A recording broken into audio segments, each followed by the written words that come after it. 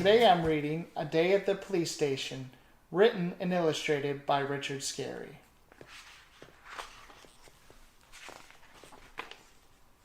It is Friday evening. The Murphy family has finished dinner. Mrs. Murphy clears the table while Sergeant Murphy washes the dishes. It's time to get into your pajamas and go off to bed, Mrs. Murphy tells Bridget. Run along up to your room and I'll read you a story, calls Sergeant Murphy. While Bridget climbs the stairs, she can hear her parents talking in the kitchen. I have to go to Workville tomorrow, Sarge, says Mrs. Murphy. Could you please look after Bridget? Replies Sergeant Murphy. Officer Flo is sick. I have to be on duty for her tomorrow, but I'll just take Bridget to the police station with me. She won't mind, I think.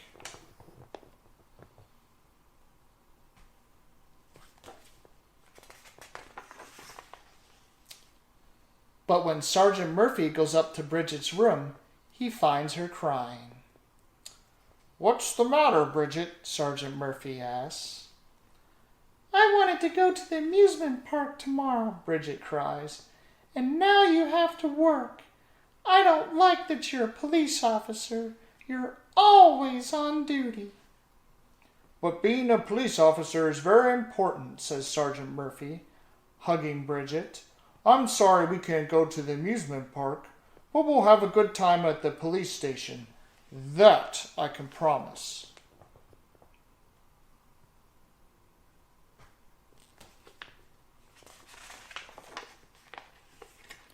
The next morning, Sergeant Murphy and Bridget drive off to the police station. Goodbye, Bridget, calls Mrs. Murphy. Goodbye, Sarge. On the way, they come to an intersection. There is a huge traffic jam. The traffic light is broken. Who do you think could come and direct the traffic? Sergeant Murphy directs the cars until Mr. Fix-It can come and repair the light.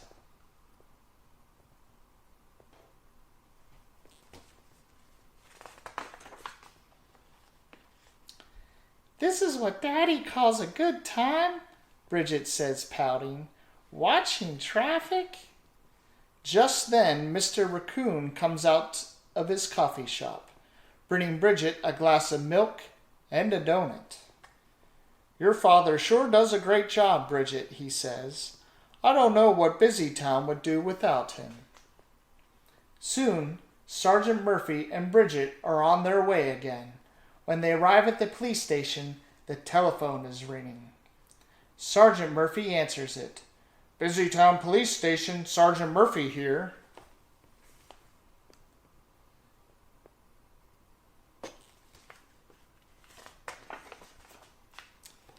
It's Hilda Hippo on the line. Oh, Sergeant Murphy, I'm so frightened. There's a ghost in my bathroom. A ghost? Sergeant Murphy replies. Just stay calm, Hilda. I'll be right over. Sergeant Murphy and Bridget race over to Hilda's. When they arrive, Hilda looks as pale as a ghost herself. Sergeant Murphy, I haven't slept a wink, Hilda says nervously. The ghost has been flushing the toilet all night.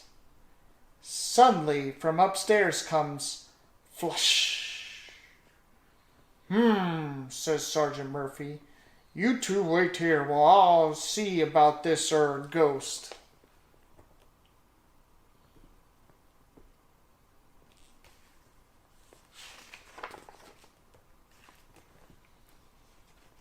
He peeks inside, but the bathroom is empty. Who do you think the ghost is? Flush goes the toilet again. Sergeant Murphy climbs into the toilet seat and checks inside the tank. There, he says. The toilet just needed some adjusting. You shouldn't let your imagination run away with you like that, Hilda. On the way back to the police station, they see a toddler crying in the street. Sergeant Murphy takes her to the police station. The phone is ringing when they arrive. It's the child's mother. Thank goodness her darling is safe with Sergeant Murphy. Bridget plays with the toddler until her mother comes to fetch her.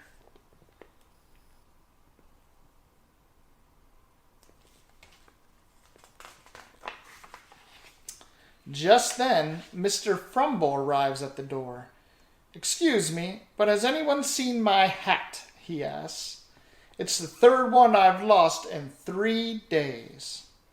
Sergeant Murphy makes a note of the lost hat and promises to call Mr. Frumble if it's found. Minutes after Mr. Frumble leaves, Mr. Gronkle storms in. "I'm here to report a robbery," he shouts. "Wow, a real robbery," thinks Bridget. "My car keys have been stolen," says Mr. Gronkle, "and I know who took them. Wolfgang Wolf, Harry Hyena, and Benny Baboon."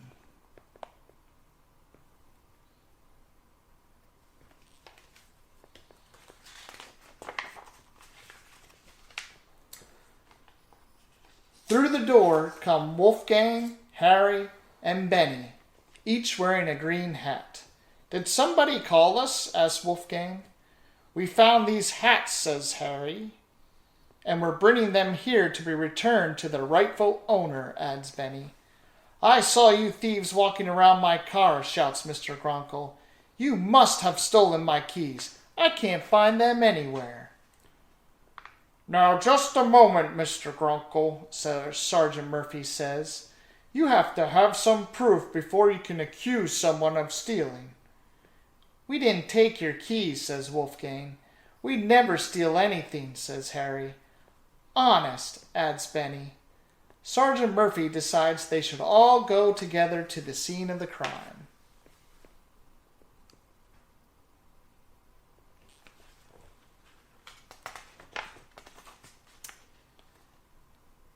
"Are these your stolen keys?" Bridget asked Mr. Gronkle, holding up a ring of keys. "Why, yes," replies Mr. Gronkle, surprised. "Wherever did you find them?" "Under your car by the door," says Bridget. "I guess your thief must have accidentally dropped them," Sergeant Murphy tells Mr. Gronkle. "I owe you an apology," Mr. Gronkle says to Wolfgang, Harry, and Benny. "To make up for my mistake, I want to take you out for some sundaes." As they walk back to the police station, Sergeant Murphy and Bridget see 2 boys fighting. Sergeant Murphy runs up and pulls them apart. "Stop that," he says. "What's this all about?" "Jimmy won't let me ride his bike," says Johnny. "It's my bike," shouts Jimmy. "You need to settle your problems peacefully," Sergeant Murphy tells the boys. Just then, Bridget hears someone crying, "Help!"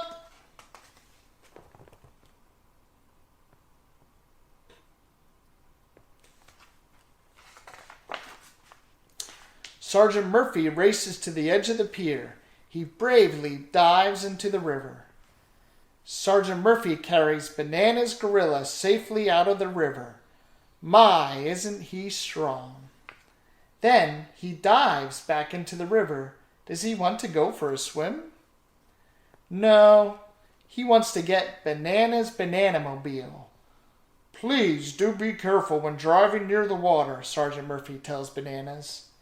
Back at the police station, Sergeant Murphy puts on a dry uniform.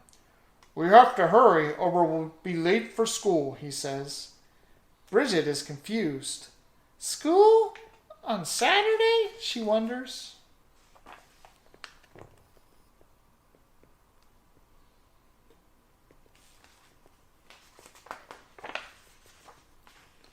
Sergeant Murphy and Bridget arrive at the school playground. Some children have come with their bikes for a traffic safety class.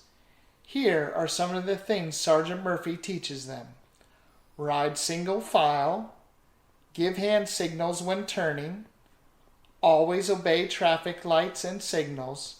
Cross the street at the crosswalk. Wear a helmet. Make sure your brakes, lights, and bell work properly. And please don't leave your bike lying around. And remember, park it properly.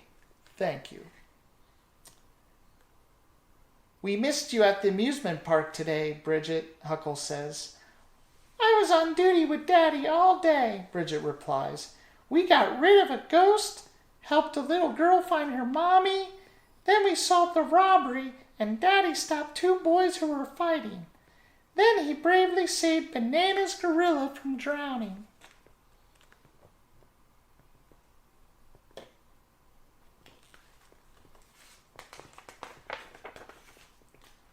Wow, says Huckle.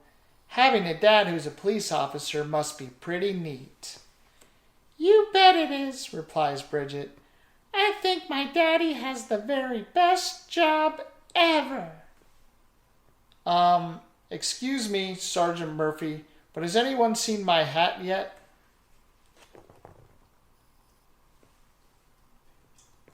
The end.